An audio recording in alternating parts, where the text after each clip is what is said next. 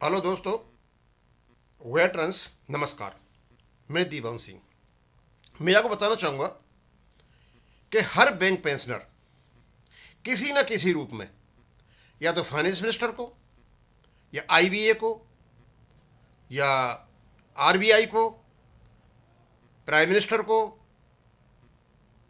कहीं न कहीं अपने पत्र पेंशन अपडेशन के बारे में लिख रहे हैं। एक पत्र ये कोई धर्म सिंह जी ने इन्होंने भी लिखा। इनका पत्र मैंने पढ़ा और ये सोशल मीडिया पे काफ़ी चर्चा का विषय बना हुआ है और ये रिसीव भी हो गया है। कहाँ पे? प्रधानमंत्री कार्यालय।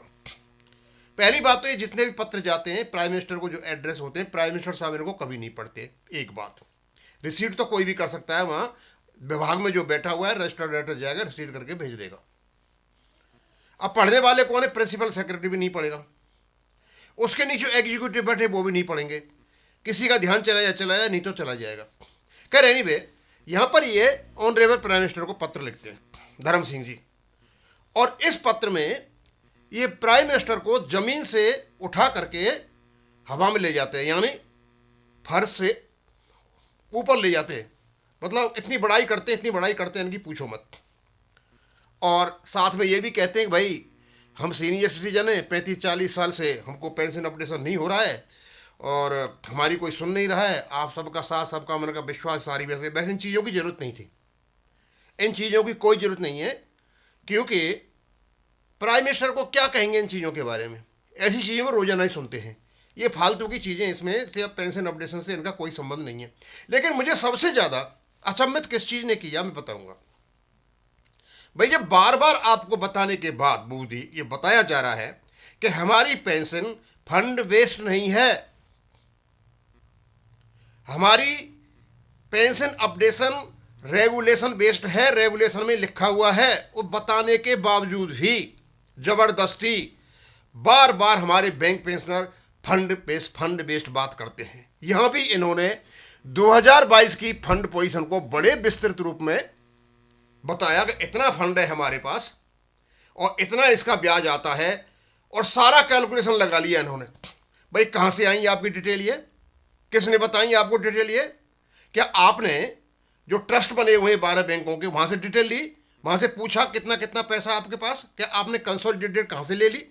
चलो आपने ले ली, कोई बात नहीं है, कंसोलिडेट लेकर के आपने यहां पर रख दिया। आपको ये पता है कि फंड किस किस का है?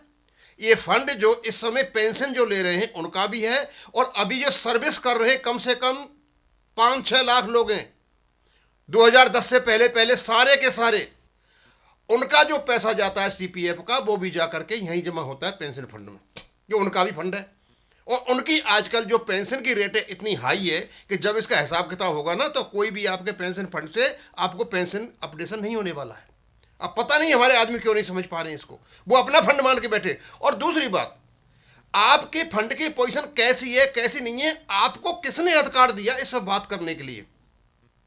ये पेंशन फंड जो है ये ट्रस्ट का है पैसा, और ट्रस्ट आता है बैंक के नीचे, वहां ट्रस्टी बिठा रखे हैं। इसमें कमी पैसा होगा, ज्यादा पैसा होगा, जो कुछ भी होगा वो बैंक की जिम्मेदारी है। आपको जिम्मेदारी किसने दे दी आपको देखने की इसकी? कि जबरदस्ती आ बैल मुझे मार, और जबरदस्ती ये इसको बताने लगे कितना पेंशन फंड पड़ा हुआ है। आप बता रहे हो 4 साल पहले का फंड बता रहे हो, आप पेंशन फंड बता रहे हो 3,34,610 करोड़, और अब लोग बताते हैं 4 करोड़ से ऊपर हो गया, 4 करोड़ लाख से ऊपर हो गया। भैया मेरे समझ में ये नहीं पा रही है आपको, ये जो आपका तीन, और आपकी फिगर देखिए आप, पेंशन फंड 3,34,610 करोड़, और ये इसमें से क्या नाम है, इंटरेस्ट वगैरह आता है, जो कुछ भी आता है, ये आपका जितना भी आता है वो आता है। भाई धर्म सिंह जी, मैं आपसे ये पूछना चाहता हूं, क्या वास्तव में ही आपको अधिकार है इस पेंशन फंड पर, या इसके बारे में बात कर सकते हो पेंशन फंड के बारे में? जैसे ही आप पेंशन फंड के बारे में बात करते हो, आपका कोई भी पेंशन अपडेशन नहीं होगा।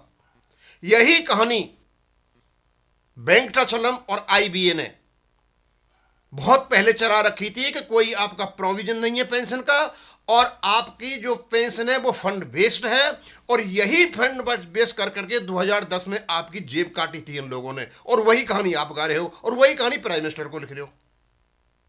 अब मैं आपकी दूसरी कहानी बताता हूं। मुझे पता नहीं आप कहां से लिखा है, कहां से नहीं लिखा है। ऊपर तो आपने प्राइम मिनिस्टर की 2 पैराग्राफ में खूब बड़ाई की और 35 साल से हमको ये नहीं मिला। आगे आपने पेंशन फंड की जो कहानी गाई, तो आप थोड़ा सा जाइए अपने सोर्सेस ऑफ फंड रेगुलेशन 7, आपका जो पेंशन रेगुलेशन 1995 उसको पढ़िए। आपको पता चल जाएगा कि इस पेंशन फंड का पैसा कहां से आएगा, या आप पेंशन फंड की बात कर सकते हो नहीं कर सकते हो। जो भी कमी बीसी होगी वो स्टैट्यूटरी बॉडी देंगी। आपका काम था केवल और केवल अपने सीपीएफ को सरेंडर करना और उसके बदले में आपको पेंशन मिलेगी। इन्होंने पेंशन अपडेशन को रोक रखा है, तो वो इसलिए रोक रखा है क्योंकि हमारी ही यूनियन की मेहरबानी है ये कि हमारा पेंशन अपडेशन रुका हुआ है। यदि इनकी मर्जी होती तो मिल जाता, और इसमें सबसे ज्यादा रोल है श्रीमान वेंकटाचलम का। अब आपकी मैं आगे की कहानी देखता हूं। आप कहते हो sir, in the banking sector in 995 RBI introduced A comprehensive scheme, pension scheme 1995।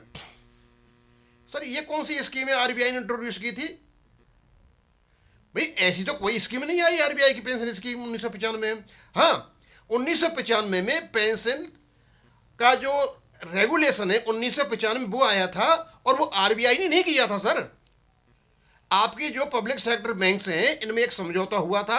उस समझौते के आधार पर एक रेगुलेशन बना था 1995 बीपीआर 1995, और इसको बनाने के लिए रूल्स और रेगुलेशंस आरबीआई का जो रेगुलेशन 1990 का था वो, और सीसीएस रूल 97 उसके आधार पर यह बना हुआ था। अब मुझे पता नहीं आप कहां से जानकारी लेकर के आए थे। आगे, based on the RBI pension regulation 1990 और 1993। अब 1990 का था पेंशन रेगुलेशन उसका आरबीआई का, ये 1993 क्या है? 1993 का तो आपका सेटलमेंट था, पेंशन सेटल बेस सेटलमेंट था आपको 1993 का, 19/10/1993 का जो सेटलमेंट था। आगे आगे आप कहते हो so that the everyone could benefit from the pension law found reforms.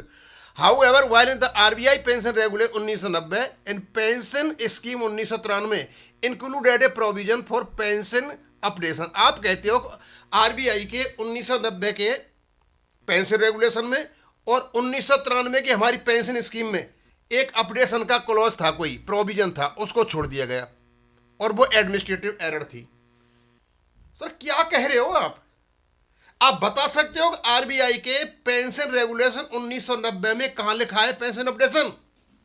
किसी भी जगह आरबीआई के 1990 के पेंशन कहीं भी पेंशन अपडेशन नहीं लिखा हुआ है।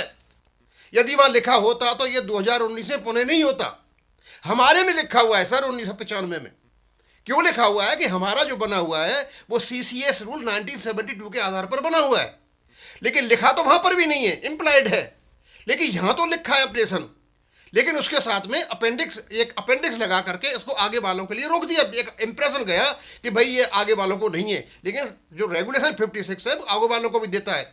आपकी जानकारी कम है तो आप जान लीजिए कि 1990 का जो रेगुलेशन था आरबीआई का उसमें कोई भी पेंशन अपडेशन नहीं है लिखा हुआ, और सीसीएस रूल 1972 में कहीं पेंशन अपडेशन नहीं लिखा हुआ है, इसलिए हमारे में नहीं लिखा है एक्सप्रेस।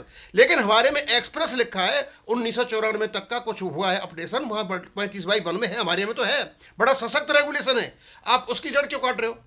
आगे, as a result approximately 6 lakh bank pensioners and 1 lakh family pensioners still suffering 30 साल से सफर कर रहे हैं since the introduction of 995 pension scheme in banks there has been no revision in. ये तो सारी चीजें कब रिवीजन नहीं हुआ, ये नहीं हुआ, सारी बातें नहीं हुई हैं।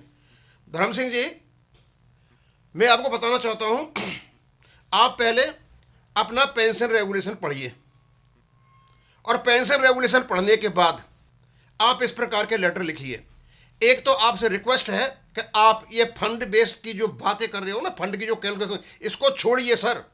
ये 30 साल से यही बहका करके रखा गया था हमको। फंड का कोई भी जिक्र नहीं है।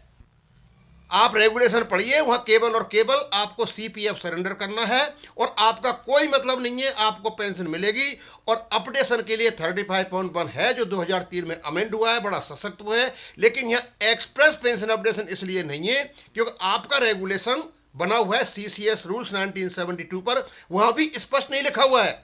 उसके बाद 2021 और 23 में जो अमेंडमेंट हुआ सीसीएस 1972 में जब लिखा गया है, और आरबीआई 1990 में कहीं भी पेंशन अपडेशन नहीं लिखा हुआ है।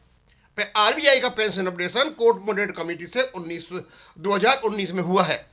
अब सवाल ये आता है कि इस प्रकार के लेटर आप दोगे तो ये तो चाहता ही है बैंक चलन, यही चाहते हैं ये लोग कि हमारे फिर एक कन्फ्यूजन क्रिएट हो कि ये हमारी पेंशन फंड बेस्ड है। फंड का ये कैलकुलेशन छोड़ दीजिए, इसका कोई लेना देना नहीं है। अब 3 प्रकार की चीज़ें हमारे सुप्रीम कोर्ट में। पहली बात तो ये है कि यदि हमारा रेगुलेशन बेस्ड अपडेशन होता है तो ये 1995 से होता है। यदि हमारा आरबीआई फॉर्मूला पर होता है, कोर्ट मानता है, यदि कमेटी के लिए कहा गया है, अपडेशन कमेटी की जो रिपोर्ट गई हुई है, तो ये 2019 से होता है। और यदि आपका ना रेगुलेशन बेस्ड होता है, कोर्ट में हार जाते हो, तो आपका रेगुलेशन बेस्ड भी गया और आरबीआई बेस्ड भी गया, लेकिन पेंशन अपडेशन तो होगा। उसके बाद आरबीआई फॉर्मूला के ऊपर आईबीए और यूएफबीयूए मिलकर, जैसे इन्होंने 2002 वालों को 2023 से डीए दिया, उस प्रकार आपका पेंशन अपडेशन होगा और उसका ये श्रेय लेंगे। ये कहानी होनी है, अपडेशन तो होना है। अब किस तरीके से होगा? 3 तरीके हैं। तीनों तरीकों में से कैसे, या तो कोर्ट से होगा, और कोर्ट से नहीं होगा तो फिर आरबीआई और बैंक और क्या नाम है आपके सरकार करेगी। पेंशन अपडेशन तो होगा, लेकिन वो ऐसे नहीं होगा, वो दूसरे तरीके से होगा। लेकिन आपसे रिक्वेस्ट है कि ऐसे लेटर न रखें जिससे एक गलत इंफॉर्मेशन या मिस इन्फॉर्मेशन सरकार के पास जाती है। हमारा फंड से कोई भी लेना देना नहीं है, हमारा एक सशक्त रेगुलेशन है। केवल और केवल बात यह है कि 35/1 से हमको अपडेशन होता है या नहीं होता है, बस उसी को रोकने के लिए सारा कुछ चक्र हो रहा है। अब मैं यहीं खत्म करूंगा। थैंक यू, धन्यवाद।